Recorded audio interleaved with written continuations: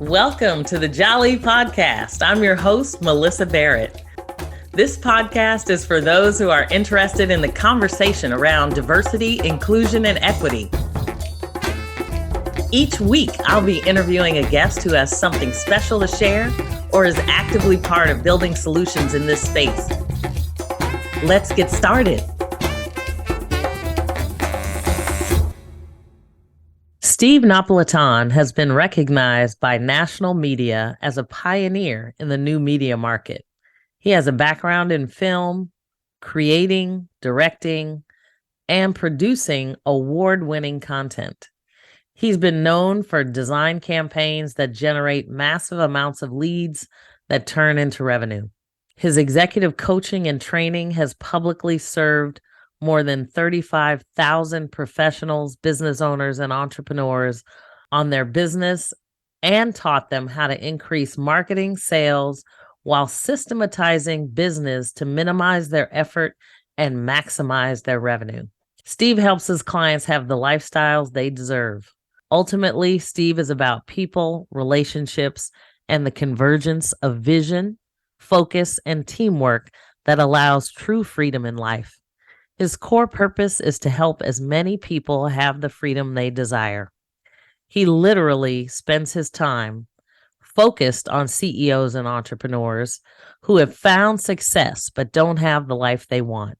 He is one of my mentors, a friend, and he has personally helped me transition my own life into a life of purpose. And yes, that's one of my Kwanzaa principles too, intention and vision. It's truly my pleasure to have him join me on the Jali podcast.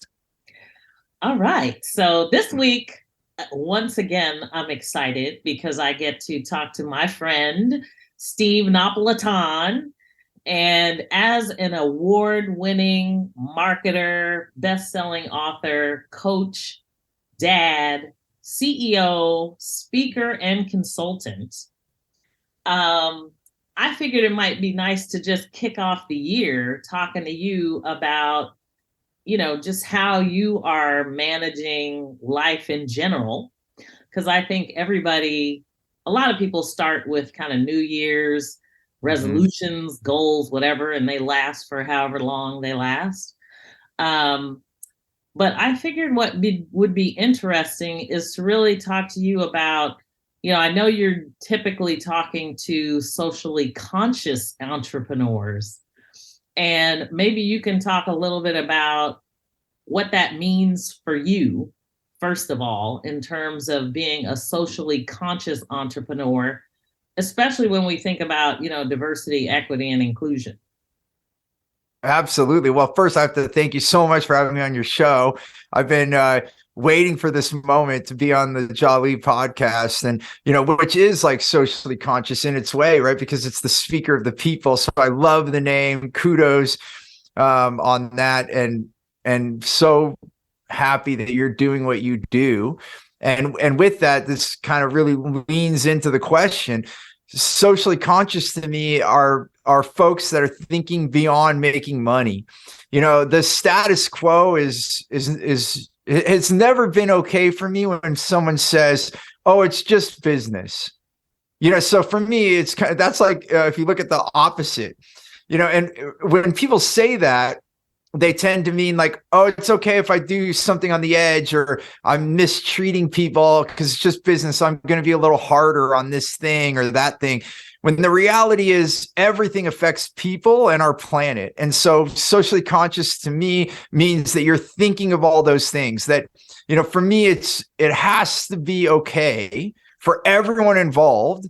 Otherwise, I'm not going to do it. I'm not going to do it. And I'm going to focus on, if it's a win for me, if it's a win for the client, if it's a win for the community, if it's a win for the planet, then it's a go. If any one of those gets hurt along the way, then we have to stop and say, whoa, what happened? It's like if you're driving your car and you hit someone, oh, oops, okay, just keep going. No, you don't, just stop. Oh my gosh, what happened? Like, I didn't mean to do that. Like that's the kind of care, it to me is socially conscious, that we're not just driving our businesses and we knock people over and be like, oops, that's just business. No, that's not the way we should live our life. So hopefully that helps shed the socially conscious. And then for me, I want to help everyone because there are some businesses that want to change, and maybe they have had some things where they're hurting people. Okay, well, good thing that you're noticing and you want to change, and I will help you. If you're okay with hurting people on the planet, then it's hard for me to work with you. Just unless we're going to make change, then I won't. So ideally, that's why I work. It's not even ideal; it's a must. So if someone is going to stay in that realm, then it's just not okay. I won't do business with those folks until they start to make that shift. Does that make sense? Absolutely. Well, and I think there's so many people in the world especially when your business gets to a certain level, right? It's you're constantly looking at, how do I increase my dividend, or, get to the next level or the next product or whatever. And a lot of times you do kind of lose sight of what's important in terms of like, why did you start the business in the first place? Or what are you doing, to actually leave this planet better than when you inherited it? And I love my Kwanzaa principles, so that is one. Well, and I didn't mean to jump on you there, but I think the profits follow. That's what's so significant about this. When you do this, people think, oh, well, I've got to do business, and this is the way that it is. And no, and if you look at so let's just bring up some examples. Patagonia, $1 billion private company, right? And now, their founder is giving it to the world instead of selling the company because he's getting to the age where it's time to move on. And he made a nonprofit and a group of people to oversee the company, and the company's sole purpose is to make the world a better place. And yes, they sell apparel is the main driver of their business. They also sell foods and other things, but it's all in sustainability. It's all making the world better. And they reached $1 billion. And a lot of other companies felt that they had to, quote unquote, go public and do all these things and be fiduciary. Their responsibility is all fiduciary. That's what they have to do. And the reality is they put the world first, and they actually are financially doing better than a lot of other companies. And I've seen other like restaurant chains, and they started off doing all the right thing, and then in order to grow, they canceled those things, like you're saying, but then to a negative effect. They lost their luster. They lost why they were there. So I think, there's Built to Last, which was written by Jim Collins and his writing partner. I forget his name right now. They proved that when you hold the why and you care, those are the companies that last. And the ones that just care about dollars, they're the ones that are forgotten. And there's so many. There's millions of businesses that none of us remember because they've come and gone because they didn't have a purpose beyond making a buck. And it never was okay. And it's really not okay now. Yeah. The further we get, it's like the further we go, the more we need to go back to really the basics and the fundamentals of increasing our consciousness. So speaking of consciousness, I want to talk to you about mindset, because I know you are so heavily into mindset. And maybe you can share some nuggets about your own personal experience when it comes to mindset. It's such a broad thing. So there's so many ways we can go. But when you said that question right now, what comes to mind, I will say, I'm going to tie it into personal growth, if I may. When I first started with personal growth, I thought I was working to make myself better. And it did, overall, like I'm enjoying my life a lot more as I've worked on myself. But the reality I've found is it's actually not making myself better. It's actually shedding all the things I thought it was supposed to be by my upbringing, by community, by church, by so many things. And I'm not saying those things are bad. Please understand that. They all have, a lot of them, they have good intention most of the time. Sometimes they're not good intentions, but most of the time they're good intentions. But they push a certain thing onto a subject, like that old thought of, I want my kids to be doctors and lawyers, and that kind of thinking, right? It puts people in a box.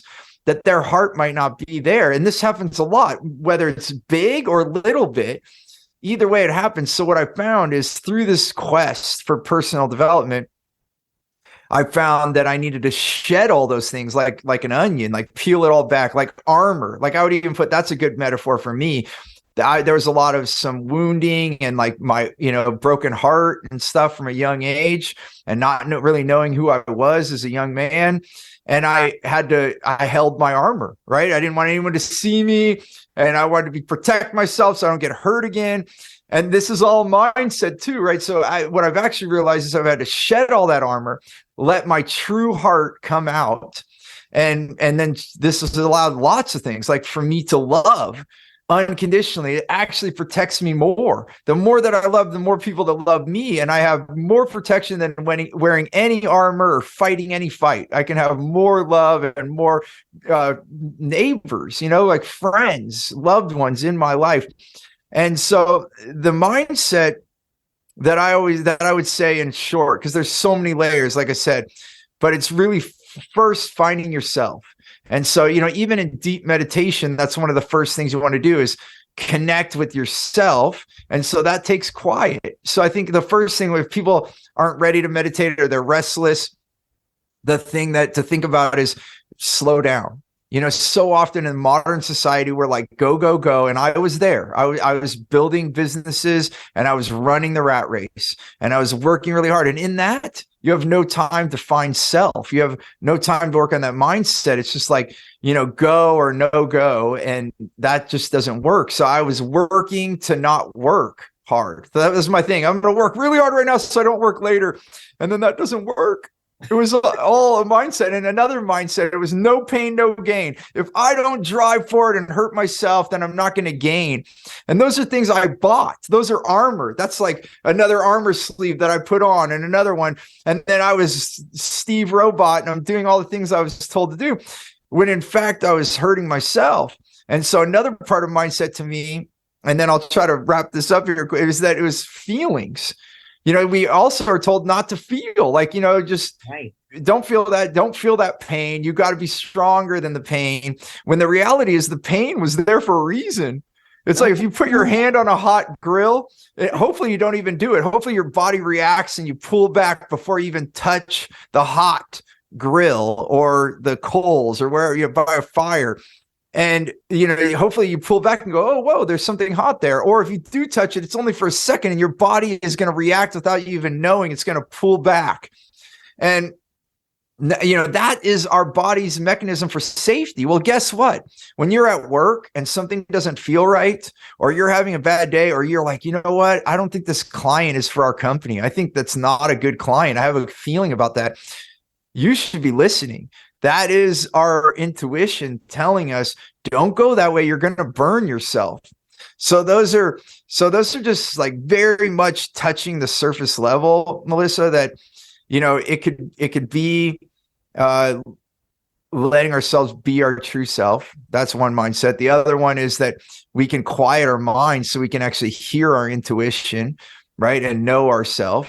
And then the third is like knowing our feelings so that we can be aware of what's going on, like almost like a thermometer of our intuition in a way. So, and each of those I could probably speak a whole podcast on, but that's just like the loose level to think about where to start. Are you slowing down enough?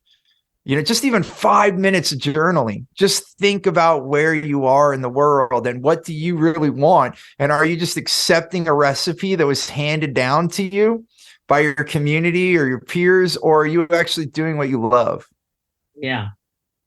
Well, and that's incredible, because I think when you take all the money in the world, all the time in the world, and you go, if you had it all, what do you want? Yeah. Sometimes people go, wait, I know in many cases in our coaching sessions, even, you would say like, what do you want? Let me give you permission to dream even. And, it's like, I don't even know, it was a transformation. That's pretty awesome. Well, yeah, sometimes you need the space even for that. You've gone so many years not at that level of dreaming that it takes a minute to catch up with all the, and to re-allow yourself to dream almost like a child. Sometimes we have all these dreams as a child, then we're like, oh, the real world. You even notice it when you speak to children and they're like, I want to be the president. I want to, do this, or I want to be an astronaut. We're like, yay. Then you turn 18 or you're in your 20s and they're like, and you say that and they're like, yeah, right. Your friends, and you think, good luck. Now, welcome to the real world. Pay your bills, better get a job. Everyone does, like, not everyone, I'm generalizing, but a lot of people do this. And then we wonder why we all stifle our dreams. So yes, I'm an advocate of dreaming. I think that your reality of what you want and what you're meant to do in this body, in this life, is right there if you would allow it. And so I think that's the reason I ask those questions, because I believe you can have it. And I believe when you do the thing you're supposed to do, going back to the mindset, you'll also be abundantly rewarded. Let's pause for a moment. We'll be right back.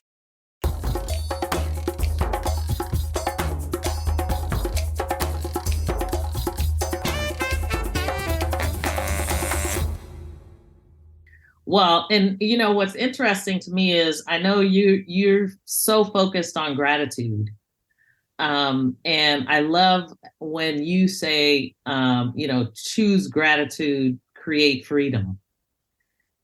So what does that mean to you? Because I think gratitude is such a, I think a lot of people think about gratitude today and they're like, oh yeah, I'm grateful that, I made it to 2023 and I'm grateful that, everybody's healthy or doing okay in my family. But you have kind of a whole nother level of gratitude from my perspective.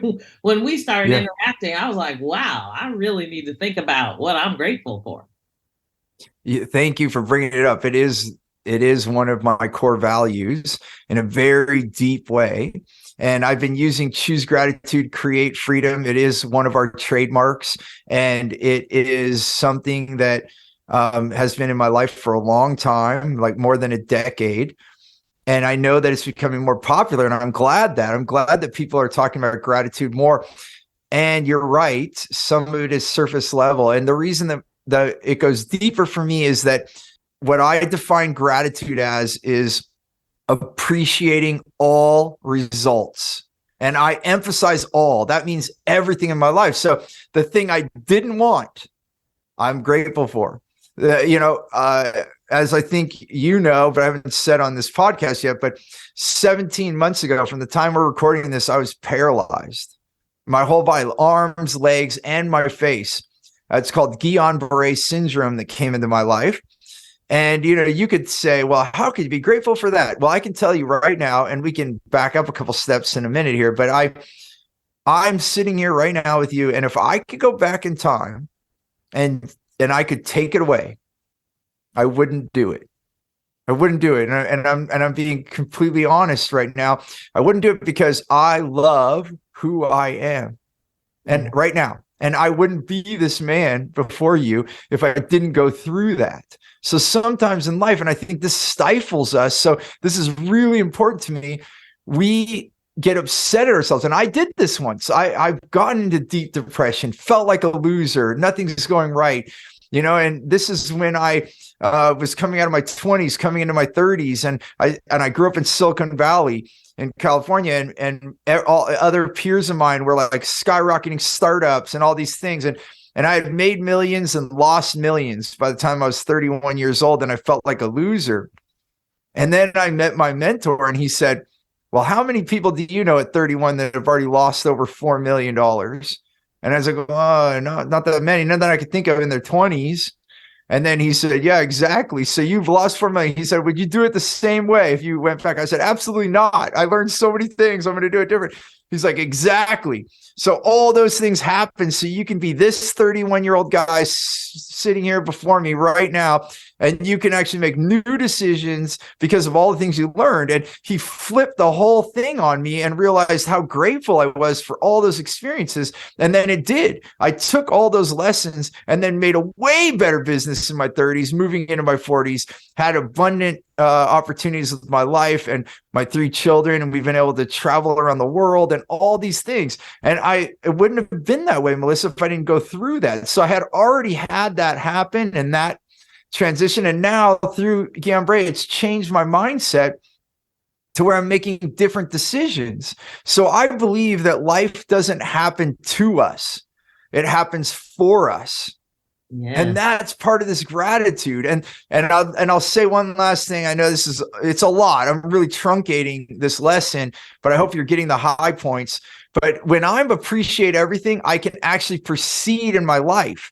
So there's another part of the belief that all of life is learning. And I believe that's my growth is part of my core values. All of life is learning, so that everything that happens to me is learning. Carl Buchheit, another one of my mentors, he always says there's no failure, there's only feedback. So then when something happens that I don't like, I can be grateful for that feedback so I never do it again. It's like, okay, don't do that because this happens. And then if I do something that I like, then I can say, okay, do that again because that feedback was good. And so the thing is about choices. If gratitude makes my choices more rapid. And if I choose and then it doesn't work out, then I can take that. And this is another thing I learned from Carl, is that I choose what I want. I take what I get, quite literally. And then I choose again. But what helps me in that transition when I take something I didn't want, like taking Guillain Barré into my life, or losing millions of dollars, or having lost people in my life, that have passed away, or different things, those grief moments, I can find that gratitude and then choose again. And I find that the more rapidly I choose, then I'm learning and I'm choosing. I'm learning and I'm choosing. I'm learning and I'm choosing. I'm learning and I'm choosing. And then before you know it, you're like, wow, I'm living the dream.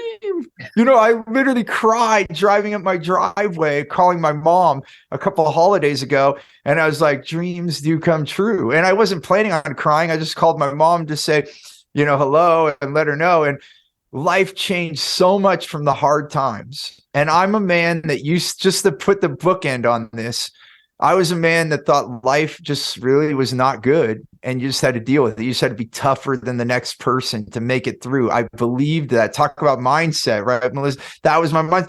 And now I'm so grateful for all the things, and I'm learning so much faster, and I'm choosing new ways to live, that now I'm living like beyond abundance that I could have ever dreamed of, to the point where I'm crying on the phone with my mom saying, I never believed that I could have all this, and I do. Yes, I love it.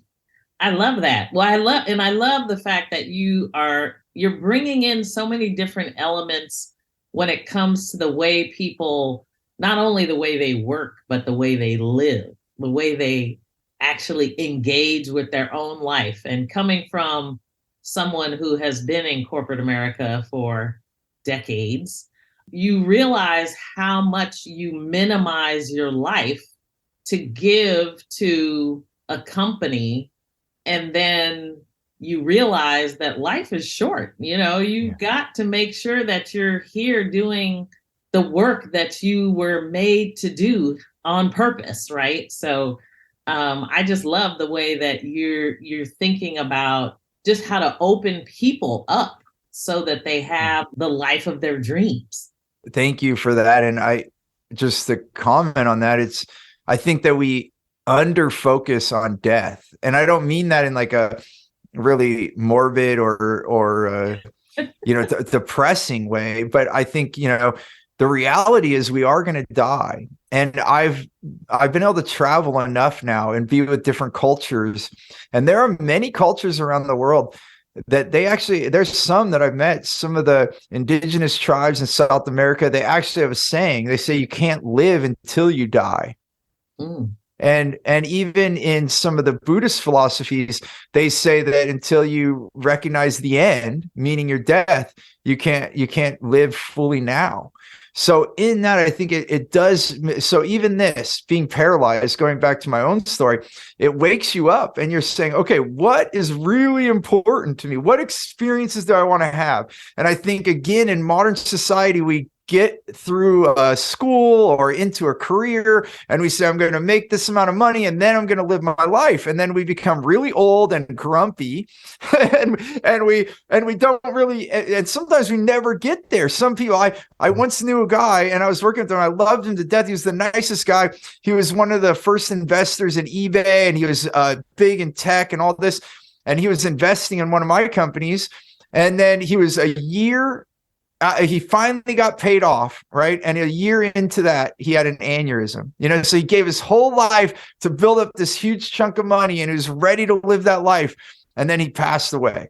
It was a hard moment. And that was in my life for a reason. That's another thing that I can be grateful for. at the time it really stunk. I lost a friend. He was like older than me and he was taking me in some mentorship.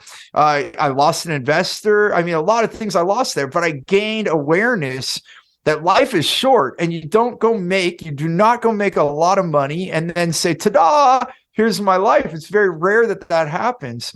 So my awareness now, and what I can be grateful for, again, is that I now choose, and you can choose too, to define the experiences I want in my life. Then I design the life to include those experiences. And then I build the income around that. Then I can choose my job. Then I can choose the business I want to create. What income is going to support that life? So you got to write the script. You got to design it. Just think of it in a really direct metaphor. If you build a house, right? And then this is what we're all doing. We're making money and we're just assuming the house is going to be the way that I want. If you were going to have a custom house, your house, and then you just let it happen, then what, you're going to show up and you're like, where's the kitchen? Oh, you didn't ask for a kitchen. We didn't put a kitchen in this house. What? Oh my gosh, I need a kitchen. I want to cook. Or there's no bathroom. There's no shower. We decided to opt out of hot water on this one. No, you've got to choose. I want this bathroom. I want this kitchen. Just like you have to choose your life. Don't wait. The first step is design. You design your life and then you build your career, your income around that. That is life-changing. And it's rare that people think this way. And then they wonder why they wake up at some decade in their life going, what the heck? This is why we have midlife crises and things like this, because people go, this is not what I wanted. Right. Yeah. No, that's so true. Well, and I love the fact that you're like, and if it's not what you want, choose again. Yes. Just today is a new day. Like, just start now and design. And would you not, like, if you lose a loved one, you better sure bet you're probably going to think differently tomorrow. Oh, right. Like, and when's a good day to change? Like now, right? Like why wait? Yeah. I mean, that was I think it was a bit of an epiphany for me. And most folks that have maybe been listening to the podcast know that I lost my husband several years ago. But it was, I mean, we had a great partnership, but it did allow me, him dying at such a young age and me being a widow at 49, it was like, what am I doing with my life? Yeah. So, and, hopefully it doesn't take people, something like that to happen, or Guillain-Barré, for people to go, oh, maybe I should do something differently. But it's so freeing. And so when you talk about creating freedom, it really creates the freedom that you want for your life, because your mindset is so different. So I love all that. Because even that is so that it's, and I was friends with your husband as well. And it was very sad to lose him at a young age. And then there's so many things we can be grateful for. The time that we had with him, like you said, the meaning of life, like to really realize how important it is. So all those things of gratitude can then prepare for freedom, because sometimes something really bad could happen in our life. And then we can choose to allow that to suffocate us, to put us in a really dark place. So by us choosing gratitude, we can pull ourselves out of that and create our freedom. And only you can do that. Yeah. No one can just grant you freedom. Like, even people that are sometimes free, they lock themselves up by their choices. So I don't think Melyssa and I are intending, I'm speaking for you right now, but you can tell me, but we're not intending to brush over the grief. Like No. it's there and it's real, but Yeah. yet also then it's your choice. Are you going to live? Because this is your opportunity. And so some of those people that have left us that we loved so dearly can be a direct message. Every time I've been to like 3 funerals in the last, like, I guess 6 months maybe. And each one of them, it just made me want to live more. Yeah. And I did shed some tears, and it was sad to see them go. But then at the same point, I'm like, what a blessing that I have my life right now. Yeah. Yeah. No, I definitely. I mean, I have learned so much when it comes to just the way to think about gratitude so differently, because it does allow you to break down all of those things. So I'm hoping that people hear some of these wonderful nuggets you're dropping on, both from a work perspective, whether you're a socially conscious CEO or not. The information that you are talking about really begins to kind of transform people in a way so that they do live differently in all sense of the word, whether you're talking about unconscious bias, diversity, equity, and inclusion, whether you're leading a company or working for one. To me, these are some really entrepreneurially focused principles and values that kind of totally change how you view your own life, not just your profession or your skills. So Yeah, and I think it's because then it's people centric, right? yeah, All this we've been talking about is about people, and that's what's most important. And then it includes everything that you just said, because it includes all people. Then yeah, love to me, by definition, includes everything and everyone. Unconditional love, as we know that. And that's what we need to do. We need to bring back the human aspect, and that's why I was saying, like, socially conscious businesses are that everyone is winning or it's no deal. It's like we're either helping people or we stop, like it's just not okay. And that, I think, then automatically includes everyone and takes care of all people involved.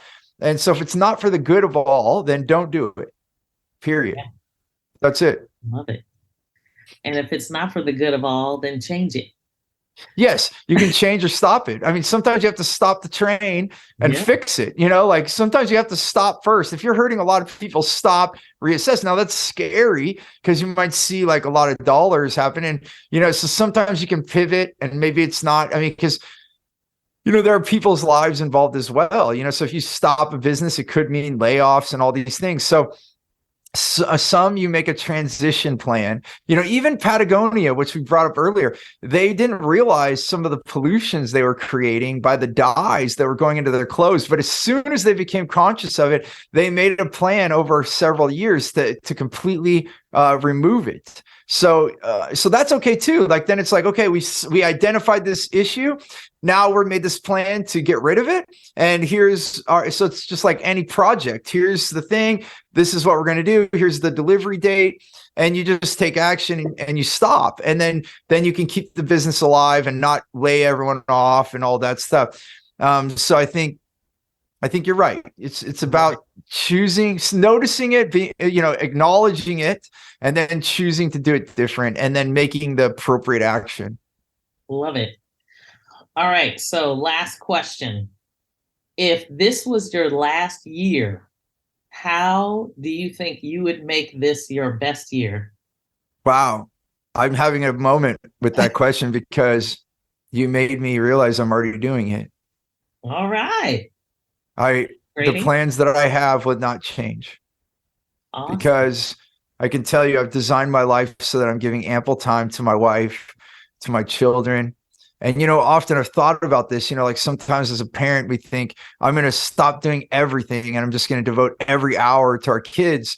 But that is not in service either. Like I've been in deep meditation and the words have come to me, you are, because I used to think, oh, once they're 18, then I can work more. And then I realized, you know what? Being a father or being a mother doesn't stop when they turn 18. You are a mother or father the rest of your life. And then the second thing that came to me was I need to show them how to lead and how to make the world a better place. And if I sit at home with them, yes, it's lovely to be with them every waking moment, but then I'm not showing them how they can lead and how they can make a difference in the world. So the business and the things that I do with my work hours are showing them what can be done in the world and that we can make it a better place by our efforts. And then I do also make sure that I'm not working too much so that I can have that one-to-one time with them. And I schedule times that we have that time. So coming into this new year, I'm scheduling time with each of my children one-to-one. I'm scheduling date nights with my wife. I'm creating time for myself to meditate, to move my body. I say movement instead of exercise, but ultimately it's in that realm. To read, to journal, so I can have that time. I'm scheduling time with my team so I can teach them what I do. So ultimately, if something does happen to me again, like Barrett, or I leave this planet, then the good work I'm doing moves on. And then I give another chunk of time to my clients to help them and to have a better life. And then any time that's left is with friends and other loved ones. So, which is also planned for that free time. So I guess ultimately I can say, and summing this up, is I've literally took pen to paper. I literally printed off a calendar for the year and for a week. And I drew out how I want my year to look. I drew out how I want my week to look. Then I share that with my family, see if everyone matches up. Then I share that with my team, make sure that it matches up. It's by design. And so that I can live my life as if that I could be happy and say, if I were to die tomorrow, that I did everything I could to be the best that I could be. Awesome. That's awesome. Yeah. What a way to close out the podcast. I think we'll have to have you back. Well, I'd be happy to. And I appreciate the question, because literally I knew I was doing all this, but until you asked me that question right now, it fully dawned on me that I'm doing what I would want, like in years past, and not to drag the podcast, but in years past, I wouldn't have been able to answer that way. I would have said, oh, well, I wish I was doing this and that. And so yeah. Thank you for that. I'm grateful for this podcast, because sometimes when you're getting interviewed, you fully realize things that you're doing that you didn't notice. So I so appreciate you. I appreciate what you do with your podcast, the Jali podcast. I believe in what you're doing, and grateful to be a part of this, and happy to come back anytime you ask. Thank you so much, Steve. It's always such a pleasure. Having known you now for, I think maybe almost 20 or 30 years now. I don't know. I'm sure it's over 20. Yeah. It has to be, because I met you pre-kids, so it has to be around that realm. So, oh my gosh, I'm aging myself. Both of us by the minute. But you know what? I don't regret anything. I'm grateful for it all, and I'm grateful that we've had all these great years together, and I look forward to many more. Absolutely. Thank you so much for joining me. It's my pleasure, Melyssa. Take care. You too. Thanks for joining me on the Jali podcast. Please subscribe so you won't miss an episode. See you next week.